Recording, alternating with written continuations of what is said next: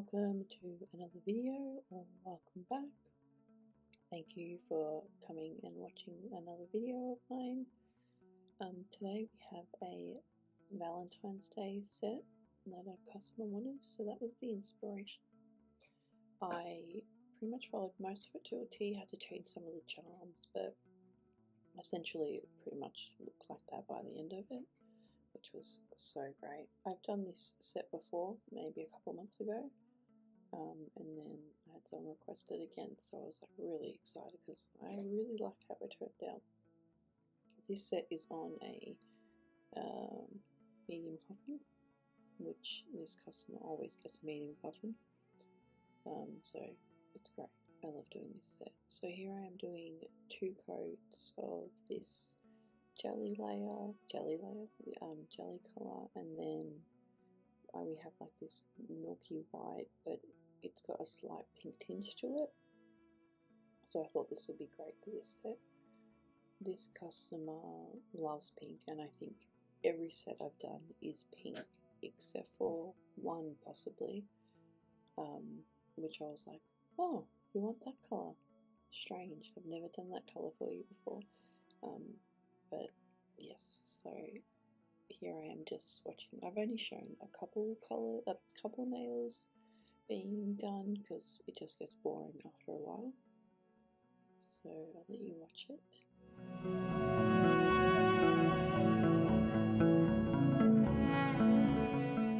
Here I'm going to show you how to get that Aurora look without the airbrush.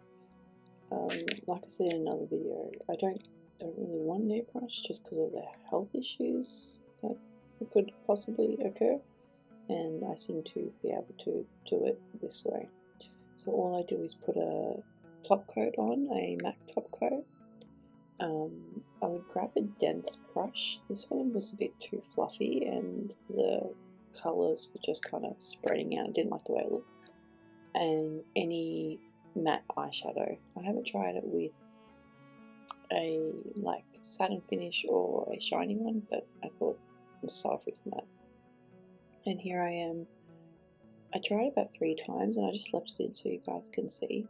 So here I'm like doing little patting motions, trying to get the colour to the intensity I want, and then once I get it to the intensity I want, I'll just kind of fan it out. So I used this brush, and then I didn't like it how it was turning out again, so I wiped it off, and then I realised I had a what do they call it, an ombre brush, so they were. I thought I'll try the ombre brush, and it was better because it was more dense. So here I am just putting it down and then kind of patting around it so it blurred out the edges and it wasn't harsh, and this looked way better. So, and it took me maybe, once I got the hang of it, maybe a couple minutes if that per nail.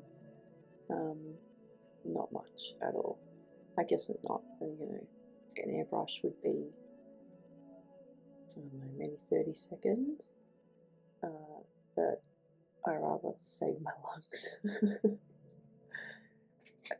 I think it's hard with the airbrushes because you just see it all over Instagram and TikTok, people using it and people are buying it. I think if you were safe with it and probably used maybe an airbrush gel, I haven't really done that much research on what you could use instead of like the acetone and the gel polish. But I've seen airbrush gels, I just don't know how they work. But each their own. I do really like the way the airbrush looks and kind of sprays out, but I don't know. I guess if you're in a well ventilated area and wearing a proper mask, then yes, maybe, I guess you can. Or if you're using it very sparingly, then maybe. But look, each their own. I'm not shaming anyone because I love the way it looks. I think it just depends on how you use it. And I'm getting totally sidetracked. Here's just another nail of me doing the airbrush, and this one turned out way better than the first one, and I was like, yes! I was like giving happy dances every single time I did it. Because I was like, yes, I finally mastered this. It's been taking me forever to muster. So I'm opening up this huge bag from my last haul, my Temu haul, and here I am just trying to find what I needed. So I needed a pearl heart and I needed a small flower, small heart, and you'll see how it was sort of a fail, but we got there in the end. So here I'm just putting a base coat to protect the aurora nail. Excuse me. And here I'm putting a rhinestone gel, and I will put, you'll see I put the heart that I got out of the mix, but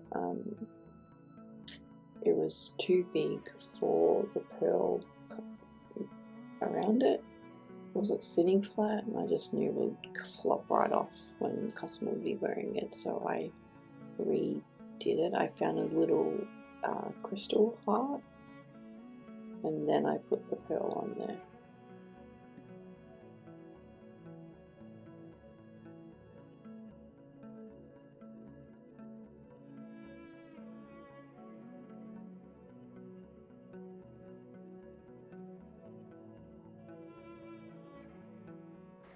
When I do press-ons, I make sure that one, it's straight because I'm anal, but then also I'll flash cure it and then in place, and then I will grab my rhinestone gel and kind of tuck it in everywhere that is not flush to the nail, and then that way I can ensure that it's stuck on there and there's none of it's going to come off even after multiple wears, and that way you make sure that it's not going anywhere. And I will turn it upside down just to make the rhinestone gel go into all the little areas that I might not be able to get with the tip, just to ensure that there's no way of it coming off at all. Nothing. And here I'm doing the same thing. So I don't like those like edges on the charms. I don't like that you can see that. I want it to be flush and like kind of come taper down. So what I'll do is I will put the rhinestone gel and put the crystal, grab my base coat and just kind of feather out the edges, and then I'll put it back in the lamp, and then I'll bring it back out and fill in any areas I might need to. Here I am trying to do the 3D look. So on a plate I had the rhinestone gel because it's nice and thick. I think a lot of people use a builder gel, but I do prefer to use a rhinestone gel only because it holds in place a lot better, and I can feather it out and not feather it out. I can play around with it if I need to, and then I can either do another layer if it's too flat, or I turn the nail over and hold it there for about 20 seconds, and then I'll put it back in the lamp just to make sure I have that 3D effect and you can feel it on the nail. If you saw my last Temu haul, you would have seen I got this, and obviously, why am I always struggling with gel cloth? I have no idea. But this would be the best silver gel polish, well, not even polish, gel paint I've ever bought. I've bought so many others and they're glittery, and I just don't like the way it looks. This is so reflective, so metallic. Even in certain points of the light, it almost looks like it's black or grey. But it is so nice. And when I, like I said in my Temu haul, when I bought it, I was like, oh, it's so wet and watery, and I don't know how I'm gonna like this. But after using it like for 5 minutes, I was like, yes, this is what I've been looking for. It was $7, which is a lot for a product for Temu, but so worth it. So definitely run out and go get it. Just really look at the reviews and really look at the photos and see, because you'll be able to tell if they're glittery ones or not. But this is so nice. it was a little bit hard to work with because of how runny it was. There was no thickness to it, so I felt like I was going in and out of the palette. But honestly, I'd rather just deal with that and have this. You can see it reflecting from that light. So nice. I just, yeah, too obsessed with it. And here I am doing the star. If I kept in how many times I had to redo the star, this video would have been an hour long. Easy. It took me about 5 tries before I could get it to this. And I wasn't entirely happy. Like, I thought it looked really good, but I wanted it more crisp, I guess. But yeah, I was having so much trouble with the star. I just didn't understand why I was. But yeah, and for some reason, not some reason, I know why. When I was doing here's my head. Can you believe it? I was trying to get so close to see it and I couldn't. Anyway, so when I was doing the pink outline, the same thing happened. My head was in the shot the whole time and I was like, yeah, I'm not leaving this in. But after this, I cured it and then I put a like baby pink outline on it, which turned out really, really nice. I'm so sorry, but I've had to cut out so much of it because my head was in the shot. Ridiculous. But I was trying to get so close so I could actually see what I was doing and it made it very difficult. But anyways, we got there in the end. Here I am just kind of free styling this section. Freestyle? Yeah, freestyling this section and just kind of doing random rotations. And if the brush went the wrong way or it wasn't what I wanted to do, I just left it in. I just let it do its thing. Just work with what I was trying to do. If the line was too thick, I'll just flick out another line somewhere else. But really with stuff like this, you can't go wrong. Just do whatever feels right. Paint it on, add a couple of dots, and it will turn out really nice anyway. So I wouldn't worry too much. I'll just let you watch this and see how I do it. But yeah, real no rhyme or reason. Just do whatever feels right at the time. So I'll let you have a watch.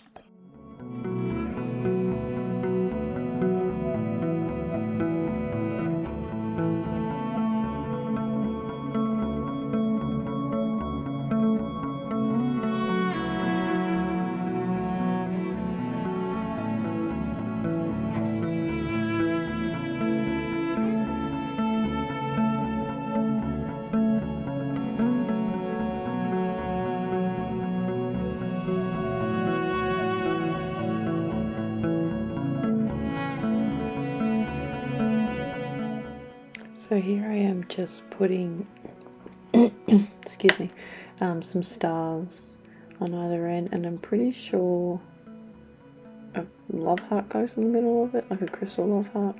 I can't remember, but pretty sure that's what it is.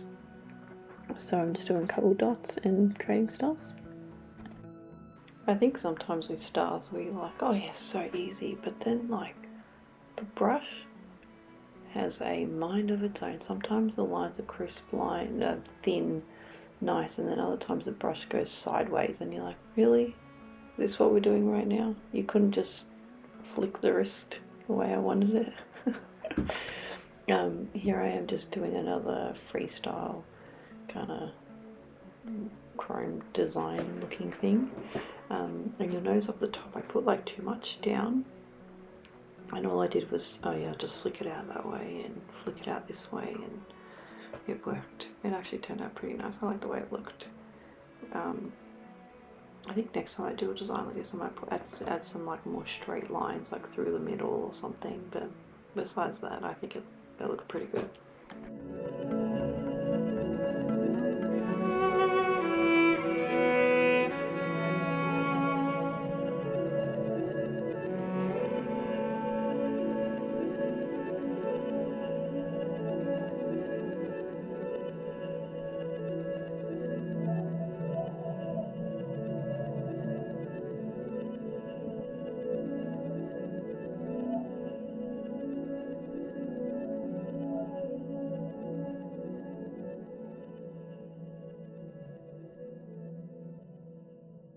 Here I am just adding, I think it's a teardrop or a heart.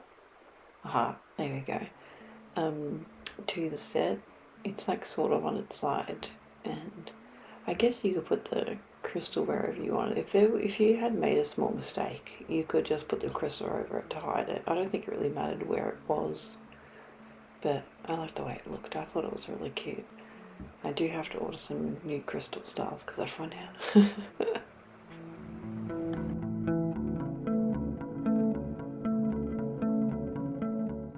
I am totally obsessed with bows at the moment. I don't know if it's because it's trending or something, but there is something about bows that I'm really liking at the moment. I just think they're very sweet and nice. I don't know. So here I am just drawing the bow and finessing a little bit and making it kind of blow. For some reason I couldn't, anyways, I think I was using the wrong type of brush. There's something about bows lately that I seem to be really obsessed with. I don't know why. Is it just me, or is it because I'm seeing it everywhere? But I want to put a bow on everything. The last couple sets I've done for customers and even myself, I've put a bow on it. I'm like, what? I think they're very feminine. God, I can't say the word. And dainty, and they're just, I think it's really nice. I don't know. I quite like it. I don't know if I've spoken on the channel about what I use to make my press-ons stronger. I can't think of the name, but it's like a flexible builder gel. I don't know what it's called.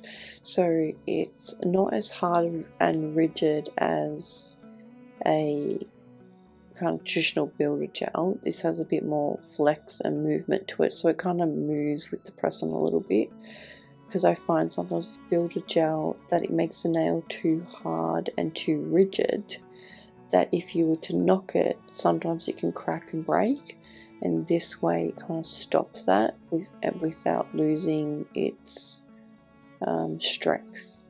I find with the almond shapes, they're probably notorious, and I've bought maybe 6 or 7 brands at being a little bit thinner and more flexible than something like a coffin, which is a little bit more rigid in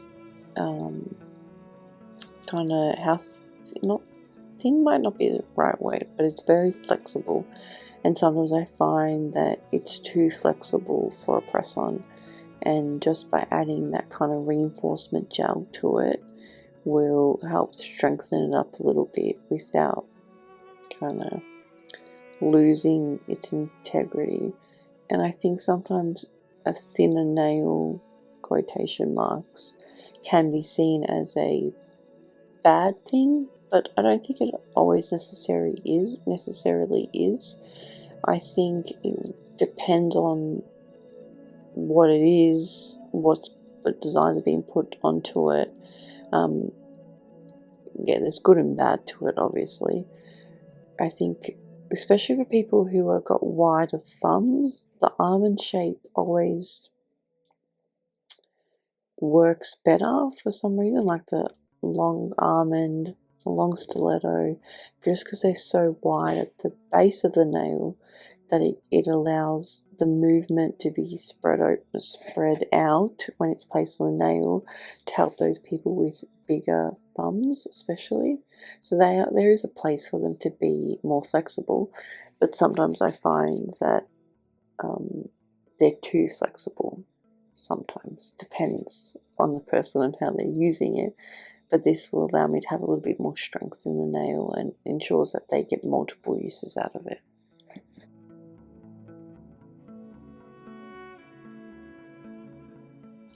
And favorite part, I love finishing off with top coat. Absolutely love it.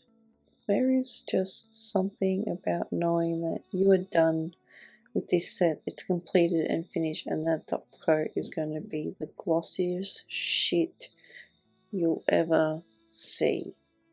I'm telling you right now.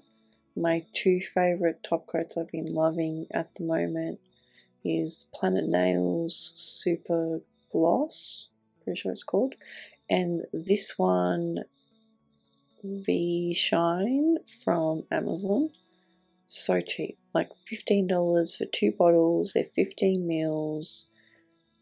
I go through top coat like nobody's business. Don't ask me why, but I seem to go through them so quickly. And for 15 bucks for 2, I'm not complaining. And it's super glossy, it holds its shine, and I don't have to worry about it dulling over time because they will always stay glossy. Best part about doing nails, definitely. You'll notice I'm constantly sealing around the bling nails or anything with a charm or a crystal, only because I'm so paranoid that they're going to get caught and they're going to fall off and the whole design's ruined, first of all. But I have really long hair and my hands are always in my hair, and I hate when it snags on my hair. Hate it. So I make sure that every inch is completely covered, that there's no bits hanging off that can get caught in anyone's hair or stuck anywhere. So when you see me going back and forth with the gel, that is why. Nothing worse. Absolutely nothing worse. I don't know about anyone else, but I'm absolutely loving the nail trends coming out with the metallic and the softness of the Aurora nails and little small thin bead crystals. There's just something about it that is so amazing. This order turned out so good and I couldn't be any happier with it. I loved how it looked. Here is the finished product with the whole order. I love the way it came out, honestly. Please don't forget to like and subscribe, and please leave me a comment on what your favorite nail was.